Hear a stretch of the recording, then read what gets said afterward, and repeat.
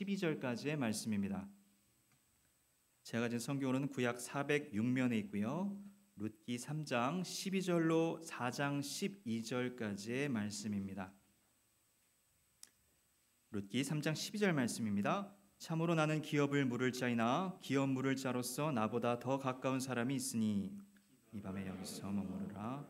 아침에 그가 기업 물을 자의 책임을 내게 이행하려 하면 좋으니 그가 그 기업 물을 자의 책임을 행할 것이니라. 만일 그가 기업 물을 자의 책임을 내게 이행하기를 기뻐하지 아니하면 여호와께서 살아계심을 두고 맹세하노니 내가 기업 물을 자의 책임을 내게 이행하리라. 아침까지 누워 있을지니라 하는지라. 룻이 새벽까지 그의 발처에 누워 있다가 사람이 서로 알아보기 어려울 때에 일어났으니 보아스가 말하기를 여인이 타작마당에 들어온 것을 사람이 알지 못하여야 할 것이라 하였음이라. 보아스가 이르되 네 겉옷을 가져다가 그것을 펴서 잡으라 하매 그것을 펴서 잡으니 보리를 6번 되어 룻에게 지워주고 성읍으로 들어가니라. 룻이 시어머니에게 가니 그가 이르되 내 딸아 어떻게 되었느냐 하니 룻이 그 사람이 자기에게 행한 것을 다 알리고 이르되 그가 내게 이 보리를 6번 되어주며 이르기를 빈손으로 내 시어머니에게 가지 말라 하더이다 하니라.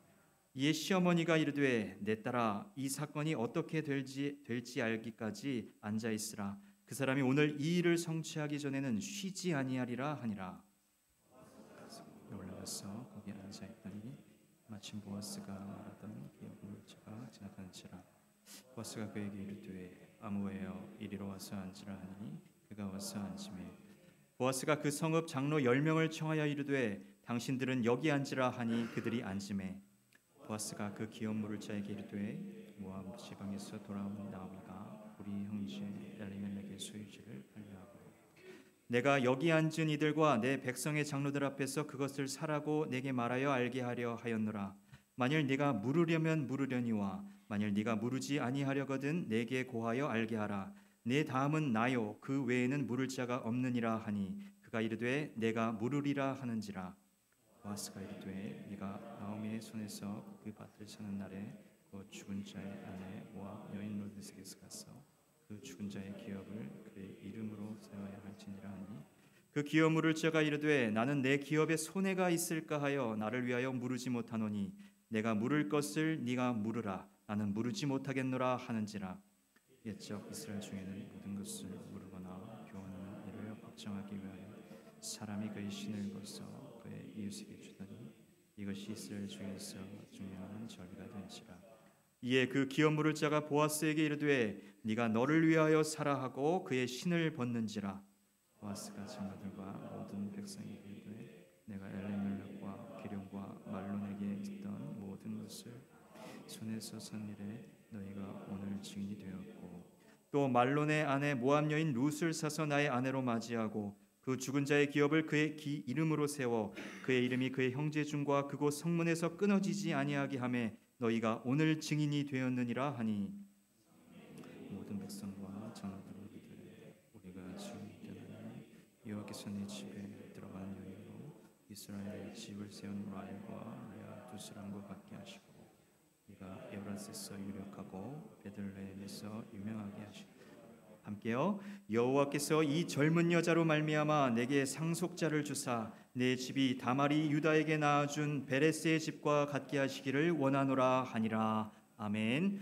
이 시간 담임 목사님 나오셔서 기다림이라는 제목으로 말씀 전하실 때 큰 은혜 받으시기를 바랍니다. 현대 한국 사람들이 사는 모습을 보면 얼마나 조급하게 사는지 모릅니다. 계단을 오르내릴 때도 한 걸음에 2계단씩 넘어 다닙니다. 자판기 버튼을 누른 다음에 물건을 나오기도 전에 그 배출구에 손을 대고 기다려요. 커피를 마실 때 나이 든 분들은 뜨거운 커피를 후후 불어가면서 후루룩 소리를 내가면서 마십니다. 젊은 사람들은 커피를 어떻게 마시느냐? 얼죽아 아십니까? 얼어 죽어도 아이스 커피. 그런데 어른들이 뜨거운 커피를 후루룩 거리면서 마시는 거나 젊은 사람들이 얼죽아를 마시는 거나 그 이유가 같아요. 빨리 마시려고 그러는 것입니다. 그 정도로 우리 한국인들은 어른이나 애나 여유가 없고 기다리지를 못한다 하는 것이죠. 여러분, 슬로우시티라고 들어보셨습니까? 직역하면 느린 도시죠. 요즘 세계적으로 슬로우시티 운동이 확산하고 있습니다. 이탈리아 중북부의 한 작은 마을에서 시작된 이 슬로우시티 운동은 자연환경과 사람을 존중하면서 좀 느긋하게 살아보자 하는 것입니다. 좀 천천히 걷고 천천히 기다리고 먹거리도 화학비료 뿌려서 속성으로 재배한 농산물 말고 자연스럽게 천천히 자란 농산물을 천천히 조리해서 먹고, 이것은 현대인들이 너무나 빠르게 살면서 극도의 긴장감에 시달리고 그에 따라서 그 개인의 정서가 황폐해지고 가정과 사회가 점차 황폐해지는 것을 반성하면서 느림의 삶을 추구하는 운동입니다. 무한 속도 경쟁이라고 하는 이 디지털 시대에 보다 여유로운 아날로그적인 삶을 추구하는 것이죠. 정신없이 급하게 사는 것보다 좀 천천히 살면서 나와 내 가족만이 아닌 이웃과 우리 사회 전체가 건강하고 행복해지는 것을 생각하는 것이죠. 일본인들을 보면 대지진이 닥치고 쓰나미가 닥친 뒤에도 비교적 차분하고 질서 있게 대처를 하더라고요.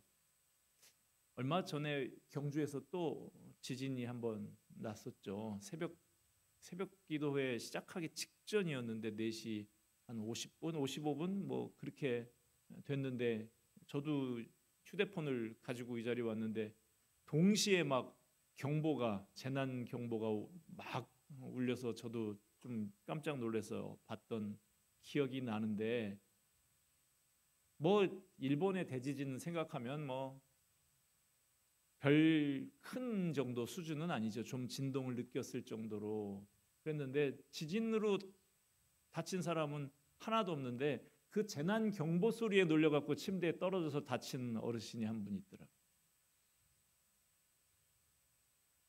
우리 이런 모습을 보면서 만약 한국에서 일본과 같은 대지진, 뭐 쓰나미 이런 것이 났다면 어떨까 한번 생각을 해봤습니다. 삼풍백화점이 무너지고 성수대교가 무너지는 아픈 사건을 겪었던 이 나라 아닙니까? 그런데 아직도 이 나라 아파트 건축 현장에서는 불과 일주일 전에 콘크리트 타설해서 그거 다 굳지도 않았는데 그 위에 다음 층 콘크리트를 타설하다가 무너져 버리는 일들이 발생하고 있습니다. 여전히 우리는 차분히 기다릴 줄을 모르는구나라는 생각이 듭니다. 오늘 본문에서 우리는 당면한 일들을 성급하게 서두르지 않고 하나님이 일하시는 것을 기다리면서 신중하게 행동하는 믿음의 사람을 만나게 됩니다. 룻에게 청혼을 받은 보아스는 이 문제를 성급하게 처리하지 않았습니다.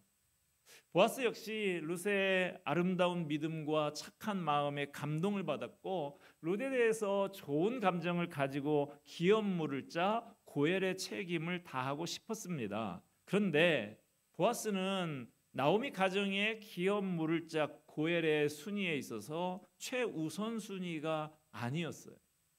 보아스보다 촌수가 더 가까워서 법적으로 고엘의 책임에 우선순위가 있는 사람이 따로 있었던 것입니다. 만약에 우선순위자를 무시하고 고엘이 되겠다고 나섰다가는 법적으로 문제가 생길 수도 있었던 것이죠. 이제까지 보아스와 룻에게 일어난 모든 정황을 짚어보면 하나님께서 두 사람의 결혼을 향해서 움직이고 계신 것이 틀림없다는 생각이 듭니다. 그런데도 보아스는 순서와 절차를 무시하고 성급하게 행동하지 않았습니다. 이 일이 정말 하나님의 뜻이라고 하면 이 일의 과정 중에도 하나님께서 인도해 주실 것이라고 믿고 하나님이 일하시는 것을 기다리면서 차분히 일을 처리합니다. 보아스는 룻더러 나는 우선순위자가 아니니까 당신이 우선순위자에게 먼저 가서 알아보고 오라고 하지 않습니다. 자칫 민망한 상황에 빠질 수도 있는 곤란한 지경으로 룻을 내몰지 않았어요. 날이 밝으면 보아스 자신이 직접 우선순위자를 찾아가서 만나서 문제를 해결하겠다고 합니다. 보아스는 룻을 새벽까지 자기 침소에 머물게 하다가 날이 새기 전에 조용히 집으로 돌아가도록 배려를 해줍니다. 그날 밤에 두 사람이 같이 있었다는 사실이 다른 사람들에게 알려지게 되면 괜한 오해를 받을 수도 있잖아요. 괜히 다른 사람들에게 오해를 사서 하나님의 일에 방해가 되게 할 필요는 없는 것이죠. 모든 일을 시시콜콜 다른 사람들에게 알려야만 정직한 것이냐? 그렇지는 않습니다. 다른 사람들에게 알릴 필요가 있는 사실이 있고 알릴 필요가 없는 사실도 있는 것이죠. 가정에서 일어난 부부간의 일이나 성도들 사이에서 일어난 민감한 사항은 남에게 알리지 않는 것이 더 지혜로운 행동일 수도 있습니다.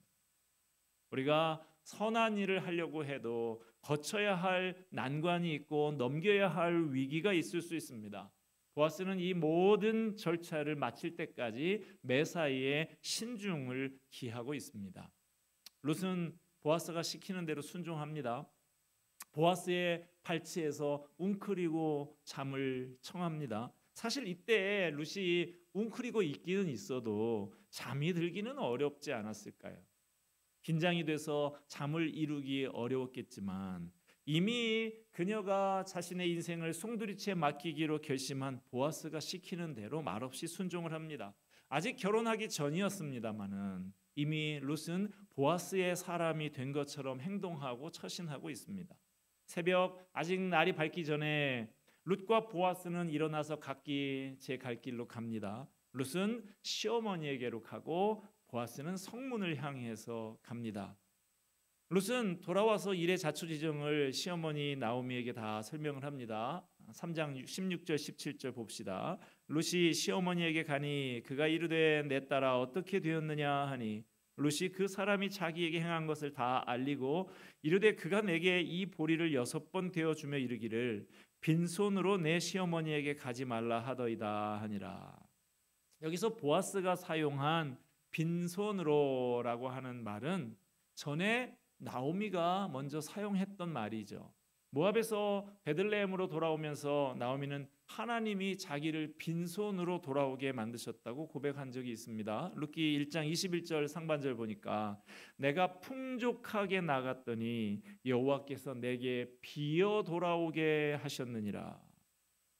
비어 돌아오게 하셨다. 빈손이다 이 말이죠. 흉년을 만나고 남편과 자식까지 다 잃고 돌아오면서 나는 빈손이야, 빈털털이야 탄식했던 나오미가 룻을 통해서 빈손으로 시어머니에게 돌아가지 말라고 했다는 보아스의 소리를 전해 들었습니다. 전에 나는 빈손이야 그랬던 나오미에게 아니야, 너는 빈손이 아니야 라고 하는 메시지가 전해진 것입니다. 우리도 종종 나오미와 비슷한 경험을 하고는 합니다. 우리 입으로 내뱉었던 말을 다른 사람을 통해서 다시 듣게 되는 경우가 있습니다. 하나님께서 우리가 했던 말을 다 들으시고 거기에 응답하시는 거예요. 아마 나오미는 룻의 말을 듣고 느끼는 바가 있었을 거예요. 아, 전에 내가 신음하며 내뱉었던 난 빈손이야 라는 말까지 하나님께서는 다 듣고 계셨구나. 아, 하나님께서 나의 작은 신음에도 응답하고 계시는구나. 어두움에 밝은 빛을 비춰주시고 너의 작은 신음에도 응답하시니 너는 어느 곳에 있든지 주를 향하고 주만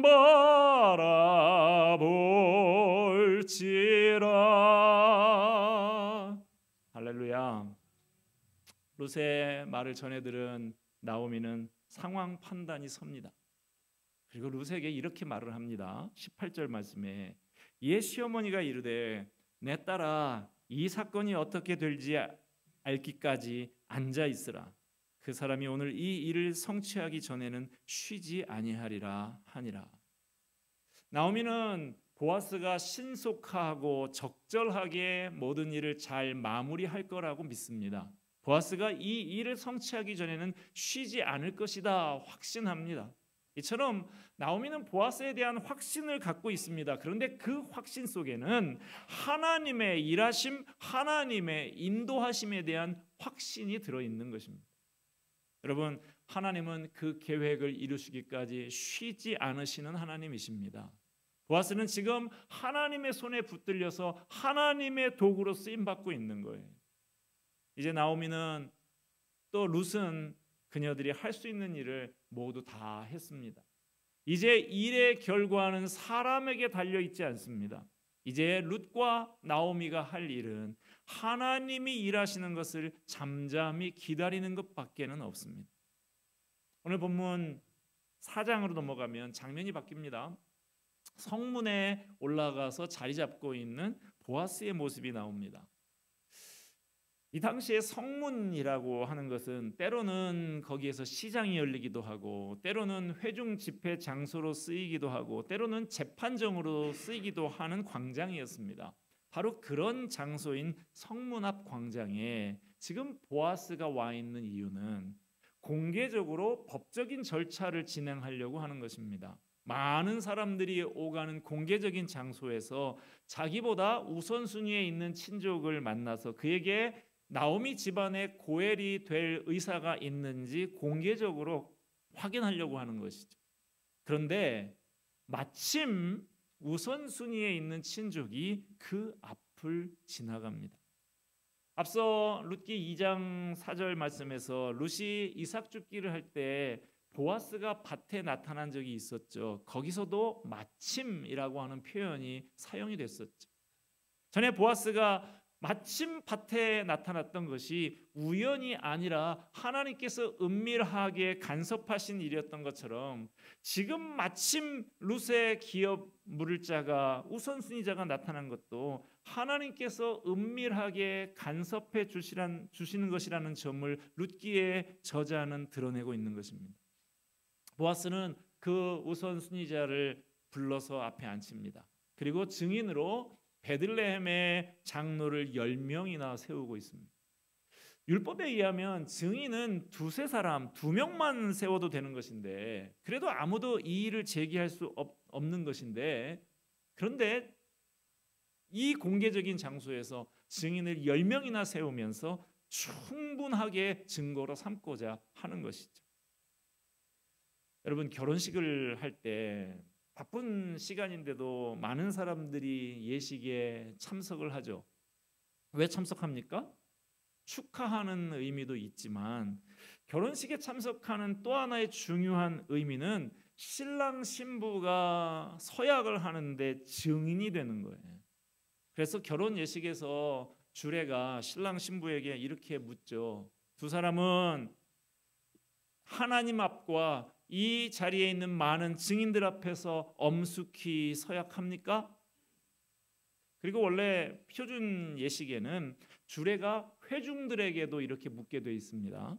여러분 모두 이 두 사람의 결혼을 인정하십니까? 두 사람의 결혼에 대해서 이의는 없습니까? 그때 모두가 예 그러지 않고 누군가가 이의 있습니다 그러면서 하면 주례가 성원을 할 수가 없어요. 그리고 그 이의가 뭐냐 들어봐야 되는 것이죠. 여러분도 앞으로 결혼식에 가시면 축의금 내고 밥만 먹고 오시지 마시고 증인의 역할을 충분히 하시기를 바랍니다. 나오미의 남편 엘리멜렉이 소유했던 땅 이미 다른 사람에게 관리권이 넘어갔어요.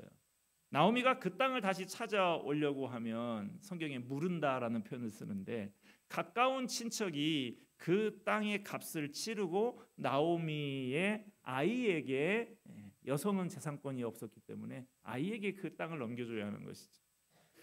보아스는 여러 증인들 앞에서 공개적으로 우선순위자에게 기업 무르는 고엘의 역할을 할 의사가 있느냐라고 묻습니다. 4장 3절 4절 봅시다. 보아스가 그 기업 물을 자에게 이르되 모압 지방에서 돌아온 나오미가 우리 형제 엘리멜렉의 소유지를 팔려 함으로 내가 여기 앉은 이들과 내 백성의 장로들 앞에서 그것을 사라고 내게 말하여 알게 하려 하였노라. 만일 내가 물으려면 물으려니와 만일 내가 물으지 아니하려거든 내게 고하여 알게 하라. 내 다음은 나요 그 외에는 물을 자가 없느니라 하니 그가 이르되 내가 물으리라 하는지라. 나오미의 가족의 기업을 물을 1순위자인 그 사람이 선뜻 내가 그 고엘 역할을 담당할게요 그럽니다. 보아스는 이 사람의 숨은 속셈이 뭔지 다 파악을 했어요. 이 사람이 지금 나오미의 기업을 물게 되면 어차피 나오미는 늙어서 아들을 낳을 수가 없으니까 그 가문의 유산을 자기가 고스란히 차지하게 되려고 그렇게 하는 것이죠. 그때 보아스가 그 우선순위자가 간과하고 있던 한 가지 사실을 더 알려줍니다. 5절 말씀. 보아스가 이르되 내가 나오미의 손에서 그 밭을 사는 날에 곧 죽은 자의 아내 모압 여인 룻에게서 사서 그 죽은 자의 기업을 그의 이름으로 세워야 할지니라 하니. 보아스의 말은 이 집안에 과부가 한 명만, 나오미 한 명만 있는 게 아니고 둘이 있다라는 거예요. 늙은 나오미 말고도 그녀의 젊은 며느리가 또 있는데 나오미의 기업을 물으는 고엘의 역할을 맡으려면 그 며느리와 결혼을 해야 하고 그러면 이 집안의 유산은 그 젊은 며느리가 낳은 자식이 물려받게 되는 거야 라고 알려줍니다. 새로운 사실을 알게 된 우선순위자는 갑자기 태도가 돌변합니다. 6절 갑니다. 그 기업 물을 자가 이르되 나는 내 기업에 손해가 있을까 하여 나를 위하여 물으지 못하노니 내가 물을 것을 네가 물으라. 나는 물으지 못하겠노라 하는지라. 전에도 말씀드린 적이 있지만 고엘 제도라고 하는 것은 유산을 잃고 회복할 힘이 없는 사람들을 위해서 그 친족이 희생하라고 만들어진 제도예요. 그런데 오늘 본문의 우선순위자는 그런 고엘 제도를 악용해서 자신의 이익을 챙기려고 했던 것이죠. 그러다가 미처 알지 못했던 룻이라는 존재가 있다는 것을 알고는 슬그머니 발을 빼는 것입니다. 이 사람이 기업 무르기를 거부하자 여러 증인들 앞에서 신발을 벗어주는 양도 의식이 행해집니다. 신발을 벗어준다라고 하는 것은 나는 이 일에서 내 발을 빼겠다, 내 권리를 당신에게 넘겨준다라는 의미였어요. 교회 사역을 감당하다 보면 평소에는 잘 하다가도 뭔가 책임을 지고 희생을 해야 하는 중요한 장면에서는 슬그머니 발을 빼는 사람도 있습니다. 오늘 본문에 나오는 사람이 바로 그런 사람인 것입니다. 물론 그 사람이 없어서 하나님의 일이 안 되는 건 아니에요. 그 사람이 없어도 하나님의 일은 이루어집니다. 그러나 그 사람은 하나님의 복된 사역에 동참하는 기회를 놓치게 된 거예요. 오늘 본문에 나오는 우선순위자는 이 일에 신발을 벗어서 발을 빼내면서 결국은 하나님의 계획에서 발을 빼는 결과를 갖게 되었습니다. 여러분, 주님의 일에서 발을 빼는 사람 되지 마시기 바랍니다. 보아스는 앞을 가로막은 장애물을 믿음으로 잘 이겨냈습니다. 룻과 결혼하고 싶은 마음이 있었지만 그것을 위해서 인간적인 협상을 하거나 타협하지 않았어요. 그 모든 일을 하나님의 결정에 맡겼습니다. 묵묵히 정도를 걸으면서 하나님이 일하시는 것을 기다렸습니다. 하나님은 보아스의 마음을 아셨습니다. 하나님이 일하시는 방향을 따르고자 잠잠히 기다리는 그 마음을 하나님께서 아시고 그 생각을 들어주셨습니다. 결국 우리는 이 일에 하나님께서 간섭하시는구나 하는 것을 보게 됩니다. 보아스가 일을 하고 있는 것처럼 보이지만 결국 일이 이루어지는 것은 하나님의 손에 달린 것을 발견하게 됩니다. 서초동의 그 사랑의 교회 원로 목사님으로 계시다가 소천하신 옥하는 목사님, 얼마 전에도 제가 한번 얘기를 한 적이 있습니다만 그 목사님 생전에 제가 가까이서 여러 번 뵌 적이 있습니다. 한 번은 저 서울 남부터미널 근처에 있는 국제제자훈련원 건물에 그 옥하는 목사님 방이 있었는데 거기에 제가 갔었어요. 가보니까 방 안에 여기저기 사진 액자가 쭉 이렇게 바닥에 놓여 있고 뭐 테이블에도 올려 있고 그렇더라고요. 목사님께서 직접 촬영한 그 사진 작품들이었어요. 오 목사님이 사진에 조예가 깊으셔서 개인전까지 열 정도였거든요. 그때 오 목사님께서 차 한 잔 내주시면서 거기 있는 몇몇 사진들에 얽힌 이야기를 좀 해주시더라고요. 그 중에 한 사진에 대해서 얘기해 주셨던 이야기가 기억이 납니다. 내가 이 사진 찍느라고 얼마나 고생을 한지 몰라. 해외에 집회 인도하러 간 길에 어렵게 시간을 내서 먼 길을 갔는데 날씨가 안 좋아서 그냥 돌아오고 한참을 지난 뒤에 또 그 자리에 찾아갔는데도 내가 생각하는 그 광선의 빛깔이 나오지를 않아서 오랫동안 기다리고 또 기다린 끝에 어렵게 찍은 사진이야. 저같이 뭐 기껏해야 휴대폰으로 이렇게 찍는 소위 똑딱이 이런 사람들은 그냥 선명하게만 나오면 되니까 금방 찍고 말죠.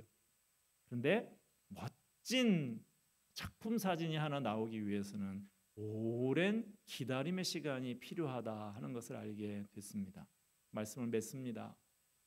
때를 기다리는 것은 결코 시간 낭비가 아닙니다. 우리의 인생의 여정은 기다림의 연속입니다. 잘 기다릴 줄 아는 사람, 그 사람이 믿음 좋은 사람이고 성숙한 사람이에요. 철부지 아이들 보십시오. 기다리지 못하잖아요. 보채잖아요.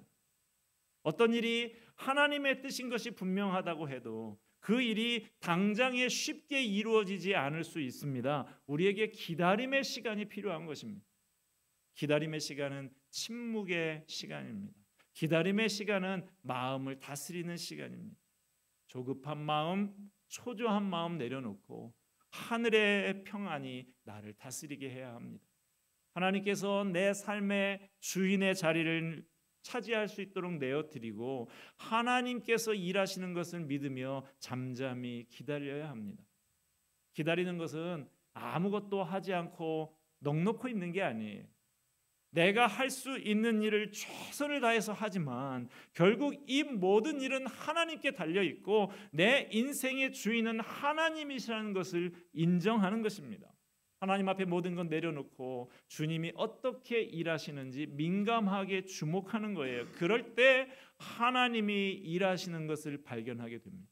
하나님이 인도하시는 방향을 읽을 수가 있게 되고 하나님께서 멋진 작품을 만들어 가시는 것을 발견하게 됩니다. 오래전에 나왔던 이런 제목을 가진 영화가 있었죠. 그래, 가끔 하늘을 보자. 90년대 초반쯤에 나온 하이틴 영화였던 것으로 기억하는데 그렇습니다.